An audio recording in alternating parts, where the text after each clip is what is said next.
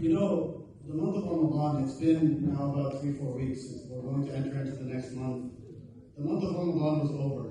And when the month of Ramadan was over, there's a lot of sadness that comes along with it. Of course, you know, when the month of Ramadan is going on, we have a lot of hope and happiness and joy, and we use this opportunity. You know, the topic that I was given is to talk about hope, right? Hope in Allah Azza wa Jalla. And the reality is that during the month of Ramadan, there's a lot of this sense of hope in Allah Azza wa Jalla. We talk about how the month of Ramadan is a month of mercy, it's a month of forgiveness, it's a month of Allah, where you get to be saved from the hellfire. You know, and certainly, the Prophet ﷺ in these last 10 nights would always make this dua, Allahumma innaka afuwun tuhibbul afwa fa'fu anna. Ya Allah, you are the one who, you know, this is the dua that we would make to Allah Azza wa Jalla. Allahumma innaka afuwun tuhibbul afwa fa'fu anna. Allah, you love to pardon people, so pardon us. But then the month of Ramadan completes, and the believer, as happy as we are, and Allah Azza wa Jalla, He talks about this, you know, وَلِتُكْمِلُوا الْعِدَّةَ وَلِتُكَبِّرُوا اللَّهَ عَلَى مَا هَدَاكُمْ وَلَعَلَّكُمْ تَشْكُرُونَ. That you might complete these days, and you might do takbir, and you might give shukr to Allah Azza wa Jalla for what He has allowed you to achieve, which is that you've been connected to the Quran. كُتِبَ عَلَيْكُمُ الصِّيَامُ كَمَا كُتِبَ عَلَى الَّذِينَ مِن قَبْلِكُمْ لَعَلَّكُمْ تَتَّقُونَ, so that you might attain taqwa. And this month, if we used it properly, then we definitely got closer to Allah Azza wa Jalla. We definitely got closer to Allah Azza wa Jalla. We took advantage and we took opportunity here. However, once the month of Ramadan is over, there's necessarily this kind of emotion that we feel of sadness, right? We feel sad. It's like you're losing somebody that you love. You know, for the last, I think, 10 years or so, whenever I would go out, my mom would be like, this is like the worst day of the year. Why? Because I won't see you for a whole year. And this is just very natural. And of course, we love the month of Ramadan so much, and when it parts ways with us, then we feel this natural sadness. We feel loneliness. And one of the main reasons that we feel loneliness is because the hope that we build in trying to get closer to Allah Azza wa Jalla, it's almost as if that opportunity or that chapter is closed. And now we have to go back to our normal lives. We have to go back to our normal day-to-day chores. And we realize, like, inherently as believers, that we won't maintain the same level of, you know, love and fear and ibadah for Allah Azza wa Jalla as we do during the month of Ramadan. However, this is very beautiful. Why? Because Allah Azza wa Jalla, He knows us better than we know, ourselves. He knows us.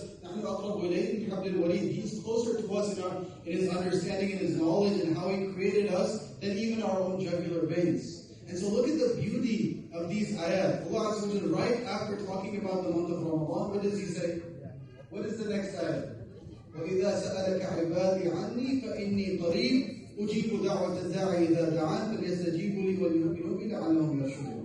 Allah Azza wa Jalla says right after this, and we hear this all the time, but it's important to just remember, Allah Azza wa Jalla, He says, when my slaves ask about me, وَإِذَا سَأَلَكَ عِبَادِي عَنِّي فَإِنِّي قَرِيبٌ, then he should know that I'm near. And the thing is, and we remember, and we repeat this often, but those of us who worship Ramadan is over. But if we worship the Lord of Ramadan, then that, Allah Azza wa Jalla is here, and He's not, going anywhere. He's not going anywhere. And so we have hope in the fact that despite the fact that we get, away from the month of Ramadan and this opportunity in the community and the fact that we come together, we still have the ability to go back to Allah Azza wa Jalla. We still have the ability to go back to the Quran. We still have the ability to connect with the speech of Allah Azza wa Jalla. And, when it comes to this idea of love of Allah and fear of Allah and hope in Allah, the ultimate thing that we're trying to achieve out of this is taqwa. Because taqwa, Ibn Qayyim rahimahullah, he says this, and I'm sure it might have been mentioned before, but taqwa is like a bird. And the bird has two wings and it has a head. It has a head, and this head is love. And the two wings, one is fear and one is hope. And if you want the bird to fly, then it can't fly with just one wing. It has to flap both wings. And sometimes it has to flap one a little bit more than another. Right? Sometimes if it wants to go one direction, if it wants to go another direction, it has to flap one wing more than another. So when the believer is in the ghafla, when a believer is in a state of heedlessness, when they don't remember, when we don't remember Allah Azza wa Jal, when we get away from our deen and we're just remembering this dunya, you remember your business, you're remembering your education, you're remembering your degree, maybe you love somebody, you're just thinking about them all the time. You know, when you're going through all of these emotions and all of these distractions, you're in a state of ghafla. You're not remembering the main source which allowed you to, have all of these blessings in your life. Who even put you in these tests and trials so that you might get closer to it, we forget. And so in that moment, Ibn Qayyim rahimahullah describes that we need a little bit more fear of Allah. We need a little bit more fear of Allah. And when we have the fear of Allah, then sometimes that fear gets to a point we might feel incapacitated. You know, some people, we fear Allah so much that you're not able to do any work properly. You just think about it. Think about the azma, the greatness of Allah, everything that He has given us. And look how we disobey Allah, left and right, day in and day out. We're always disobeying Allah, and even if we're not doing something wrong, we could be doing something better. We could be doing something better, but we're not. Maybe we're just watching TV. Maybe we're not watching something that's haram on television, but we're just watching, TV. Maybe we're watching sports. We could be using that time for something better. Maybe we're not, gossiping and backbiting one another, but we're just talking about things that are ultimately no benefit to us, where we could be talking about something that is better. So there's always a shortcoming that exists, and we could always do better. And a believer, when he thinks about this, he feels this sense of, guilt. And that's another thing that comes after the month of Ramadan. For those of us who truly believe in Allah Azza wa Jalla and who truly try and get closer to Him, after the month of Ramadan is over, we have this little bit of guilt within our hearts. Why? Because we question ourselves. Were we really sincere during the month of Ramadan? And you hear a lot of people, they say if, the sign of you being sincere in the month of Ramadan is that after the month of Ramadan, you see its effects on you. You see the fact that you're able to continue with these acts of ibadah a little bit more. But the reality is that this metric is really not true. Because we all go back down a little bit. The barakah of Ramadan is just something that is within itself, brilliant and perfect, and it cannot be replicated outside of the month of Ramadan. So we as believers, we naturally feel, fear of Allah Azza wa Jal. We feel like our iman has gone down. We feel like we're low. What do you do in that situation? That situation is what calls for the hope of Allah Azza wa Jal. And perhaps Sheikh Hashim, if he talked about, the fear of Allah Azza wa Jal, he scared you guys enough. I'll try and bring it back a little bit more. When you're in that state of fear of Allah Azza wa Jal, that is when you remember that indeed Allah is the one in whom we have hope. When Allah Azza wa Jal, He describes the believers, He gives them two qualities, right? يَرْجُونَ رَحْمَتَهُ وَيَخَافُونَ عَذَابَهُ. That they are those who hope in His mercy and they fear His punishment. One time I was talking to a sheikh, and I said, people, they just, they talk about, I can do this, I can do that. Sometimes I try and tell them, like, no, this is haram, or you shouldn't do this. And they say that, Allah is Ghafur Rahim. Don't worry, Allah is forgiving, Allah is all merciful. He said, well, remind them that Allah is Shadidul Aqab as well. He is the most harsh in punishment as well.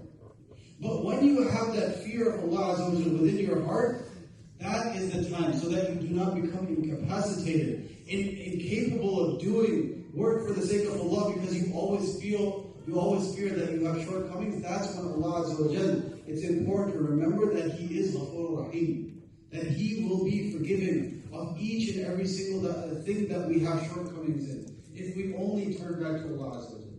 If we only turn back to Allah Azza wa Jalla, then Allah will forgive.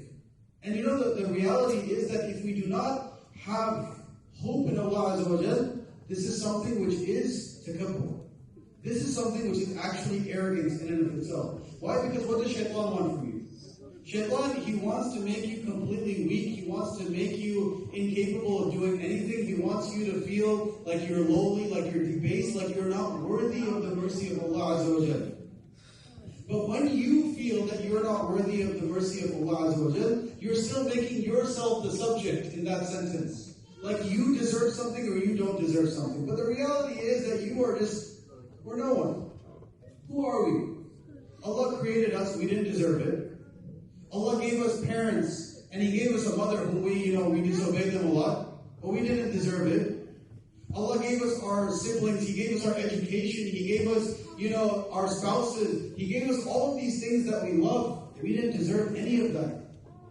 So who are we to think that we do not deserve the mercy of Allah Azza wa Jalla as well? Who are we to think that we do not deserve the Jannah of Allah Azza wa Jalla? It is arrogance within our heart to believe that. No, our focus should be on trying to achieve that Jannah, to achieve that pleasure of Allah Azza wa Jalla. Umar radiallahu anhu, he has a beautiful statement. And I can't really, as great as the analogy of Ibn Qayyim rahimahullah is, when it comes to describing, fear and love and how that encapsulates taqwa, Umar radiallahu anhu, mashallah, there's something about him that Allah just gave him this hikmah. He was able to encapsulate a lot of great ideas in very, very, succinct ways. He says about this balance between love and fear. He says, between hope and fear. He says that if I was to be told that everybody in this world is going to Jannah except for one person, I would fear that one person not going to Jannah is me. And if I was to know that every single person, if I was informed that every single person is going to Jahannam except for one person, I would have hope in Allah Azza wa Jalla that person who is not going to Jahannam is me. And nothing better encapsulates this balance that a believer needs to have in his heart. And finally, I'll end with one hadith. And this hadith is, subhanAllah, it's such a powerful hadith. It's the hadith of Hanzala radiallahu anhu. Hanzala radiallahu anhu, he says he was walking one day. I'll just, we don't have too much time. Let me just give the translation. He was walking down one day and he was crying.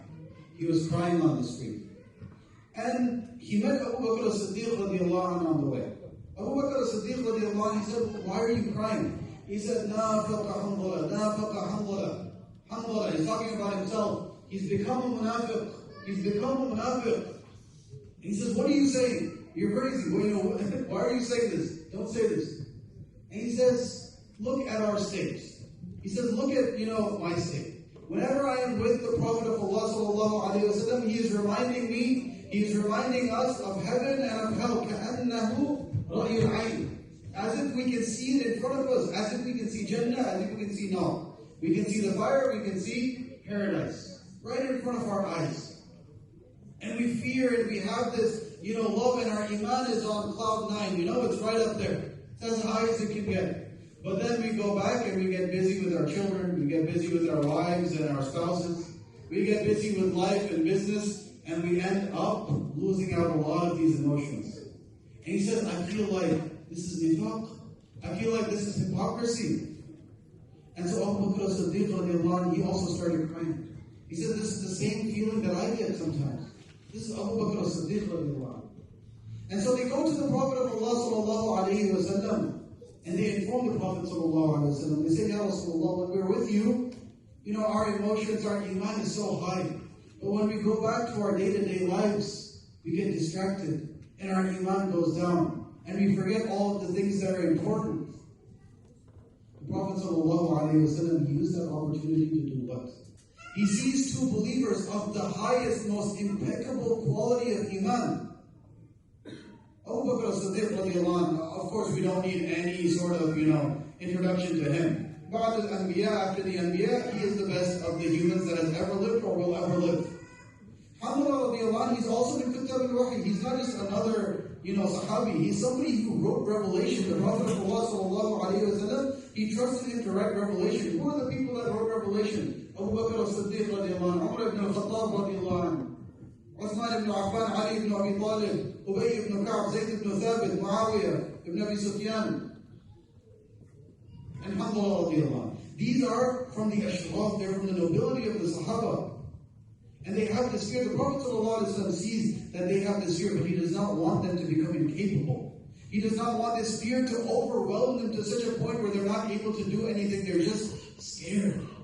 And so the Prophet ﷺ, he tells them something beautiful. He says, Ya Hanzala, if you were always at this level of iman as you are when you're in front of me, then the angels would shake your hands in your beds. He would shake your hands while you're walking on the streets, meaning you won't just be at the level of the angels, you'll be like a celebrity above the angels. This is not something which is sought out from you. Rather what? وَلَكِنْ يَحَنْظَلَ سَاعَةً وَسَاعَةً. However, what is sought out from you is balance. Give an hour to this, give an hour to this.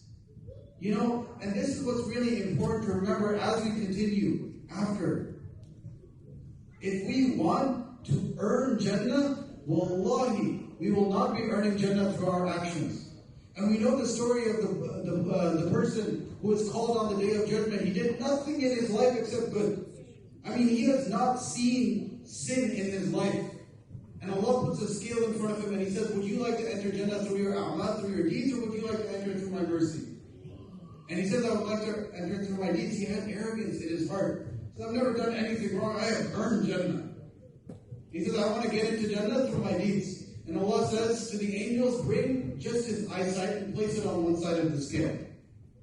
And bring all of his deeds and put it on the other side of the scale. The scale was heavier to his eyesight. Think about it. If we do not have our eyesight, what would we do?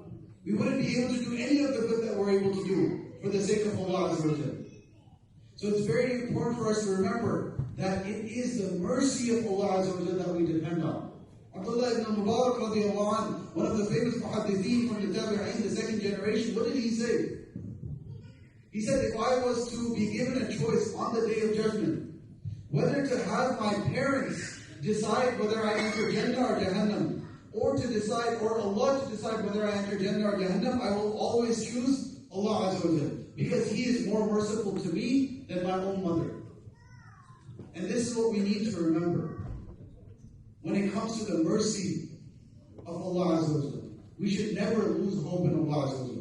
The moment we lose hope in Allah Azza wa Jalla is the moment that we become arrogant within our hearts. Is the moment that we start to think that we are the ones who are deciding our fate, and not the fact that it's just a mercy from Allah Azza wa Jalla that we have been blessed to be able to come to the masjid, to be able to listen, to be able to pray, to be able to worship Allah Azza wa Jalla. While right outside, if you go, look at the ghafla, the heedlessness in which people live.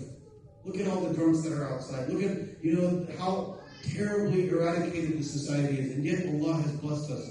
If we do not have hope in Allah Azza wa Jalla, then what is left? It's good that we're in a state of fear, and this is the state of a mu'min, it's the state of a believer. But we do not let this fear incapacitate us. Rather, we have hope in the all-merciful Allah Azza wa Jalla. He says about Himself, Ar-Rahman, 'allama al-Qur'an, khalaqa al-insan. He is the most merciful, and the first and most important display of His mercy is that He taught us the Qur'an even before He created us, because without His mercy, we are like animals astray. We have to appreciate that we are people that Allah has blessed to be able to come to the masjid, to listen to His Qur'an, to be able to recite it, and to be able to connect with it. And that is how we increase in having hope in Allah Azza wa Jalla and going towards His mercy. أقول قولي هذا وأستغفر الله لي ولكم ولسائر المسلمين من كل ذنب فاستغفروه إنه هو الغفور الرحيم. جزاكم الله خيرا.